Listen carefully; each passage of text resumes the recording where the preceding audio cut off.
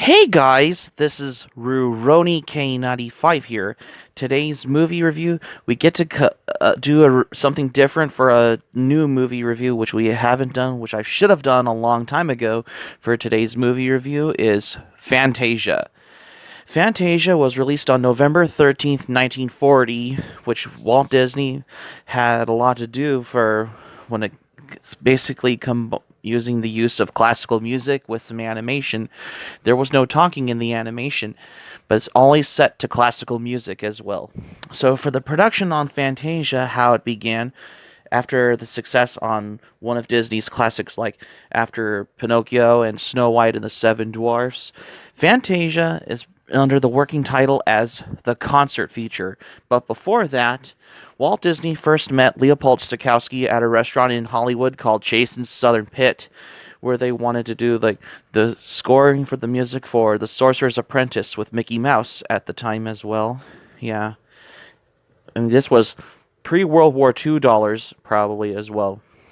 As what for had Fantasia for had a lot to do for its own sake as well. Not only they hired Leopold Stokowski, but they also hired Deems Taylor, who was a composer, radio commentator, an author, and was also a professor, because he was very famous at the time as well. For the thing of how they changed the working title to Fantasia as well, they wanted to make something with how the music was composed by the Philadelphia Orchestra as well. As when Fantasia was the groundbreaking movie, what Disney had a lot to do as well. And this is the first Disney movie with combining with classical music set to the animation as well, particularly for how it all be to start with as well. And yeah, because this was probably how your typical with the interstitial commentary by Deems Taylor on each segment in the movie Fantasia has started to begin with as well. And that's how you expect as well.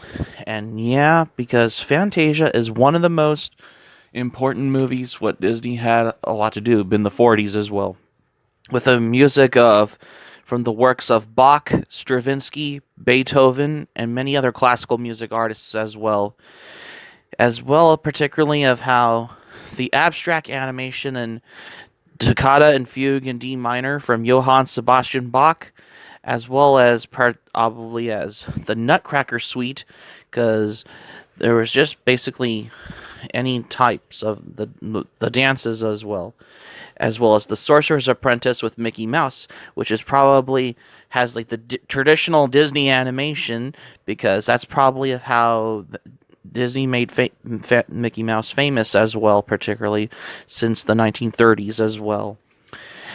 And yes, and there's also the dinosaurs in the evolution of the creation of the origin of life on Earth in the Rite of Spring, which is probably predating Jurassic Park as well, particularly. And the Pastoral Symphony, they originally wanted to do it as Pure's Cydalise, but instead they used Beethoven's Sixth Symphony, particularly with mythological creatures like unicorns, fawns, as well as Pegasus the flying horse and the family, as well as the centaurs and the centaurettes as well. And yes, this is probably how there's other characters like Bacchus, the god of wine, as well as Vulcan and the king of all the gods, Zeus, who is the god of thunder as well, particularly in the Pastoral Symphony sequence in Fantasia, particularly. And the Dance of the Hours is like a parody, is basically from adapted from Ponchielli's suite from the opera La Gioconda as well, particularly.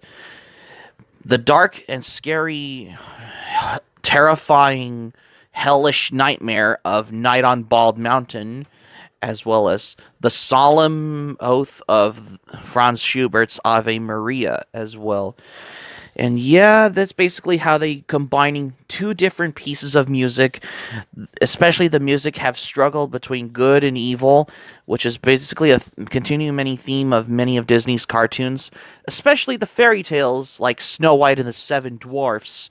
But instead, because the evil characters in all of the sequence in Night on Bald Mountain are basically ghosts, demons, and witches and other monsters as well, including the one who is the star, who is from Slavic mythology, Chernobog, the god of evil in Slavic mythology, who is basically the star of this particular sequence in Night on Bald Mountain and the Ave Maria sequence in Fantasia as well.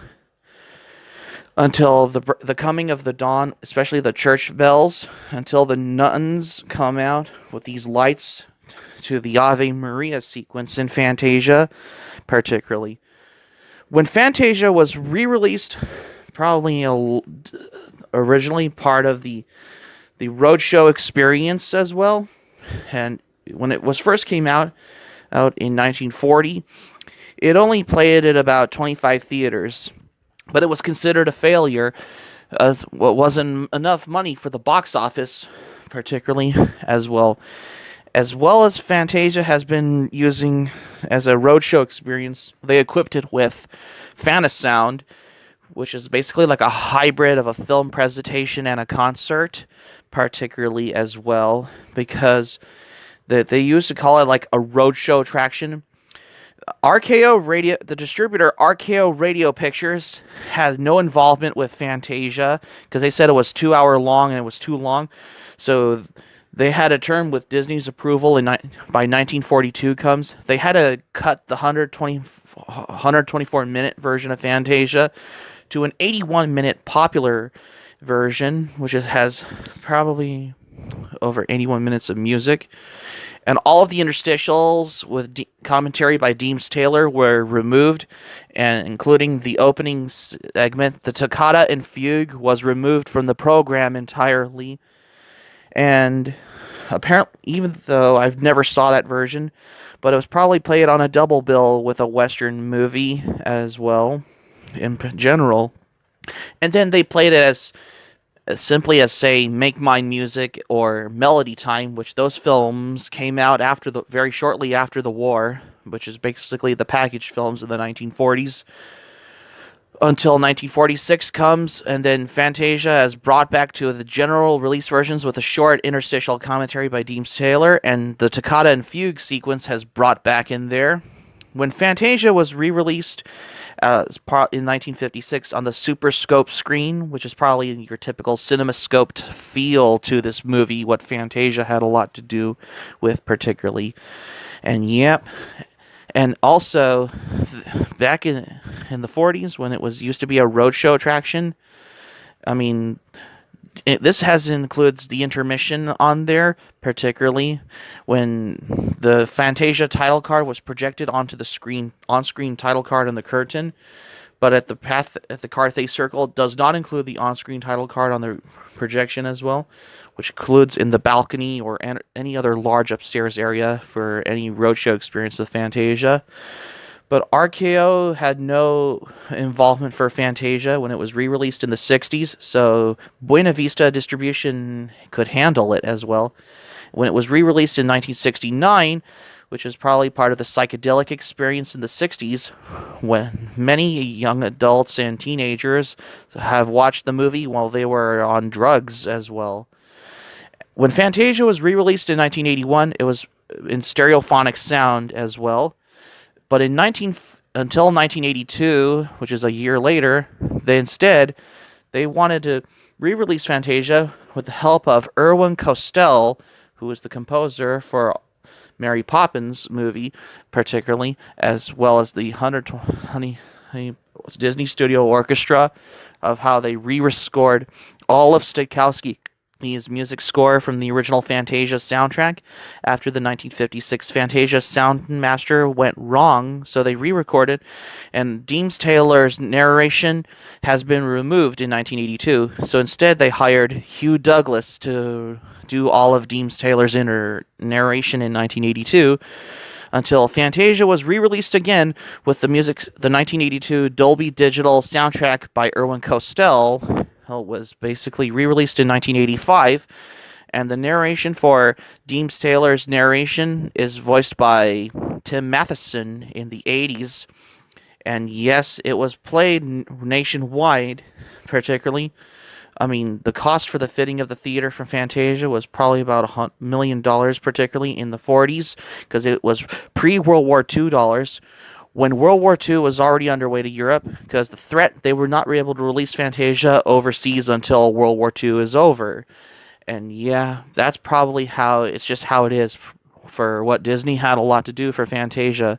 Until 1990 has come, they restored Fantasia to its original restoration from the 1946 general re-release version. Back since 1946, all the hisses and popping sounds were removed, so they wanted a cleaner, crisp sound for the better restoration to begin with as well, including the original Deems Taylor narration has brought back, as well as the original music from the original Fantasia soundtrack has brought back to its release after the 1982 re-release of Fantasia with the Dolby Digital stereo soundtrack with Irwin Costell release has gone quite popular, particularly of how Fantasia became a cult picture as well as it became a Disney classic, particularly as well. And but they did a lot of stuff for it was so different than any other movie has done before, which is basically the work of art, particularly for Fantasia. And yet the 1990 re-release Fantasia has the end credits, and it's not the roadshow version, because one woman called or wrote the studio, complained that her husband was missing from the movie, because he was one of the performers appearing in the previously unavailable roadshow scenes. And yes, it was the version that I loved watching on the VHS on the deluxe commemorative edition set, and that's what I grew up with as well. The segments in Fantasia are all right. Like, I'm not a fan of the soundtrack sequence in it, but I thought the Ave Maria sequence was kind of too depressing and as well. But I did love the dark moments of how the hellish nightmare scenes of how for Night on Bald Mountain had to begin with. I also love the Rite of Spring sequence in Fantasia because it predates Jurassic Park. The Sorcerer's Apprentice is the best sequence in Fantasia because it's basically 100% pure Disney traditional animation of how you begin. But overall, this movie seemed to become a classic. Fantasia not only made me know the animation and the storytelling, but it's partially inspired, such as my previous movie review on Allegro non troppo from Bruno Bozzetto, and my first anime review on the 1987 anime compilation film OVA, Robot Carnival. Speaking of Night on Bald Mountain, the Night on Bald Mountain sequence was also referenced in the 1987 anime movie Robot Carnival, as well as Fantasia has its Italian take from such as Bruno Bozzetto's 1976 film Allegro non troppo, since Bruno Bozzetto has seen Fantasia at the movies 12 times, particularly. And yes, Fantasia is now available on if you could watch it either on Disney Plus, or you can get it on VHS or DVD or Blu-ray as well. So that's going to be it for my movie review for Fantasia for today. Thank you for watching, but before we go, here's my thoughts. I really admired the movie because it's basically your typical Disney movie with animation being set to classical music as well, of how I appreciated this movie for its timeless inspiration for how I start my review that I haven't done before until now.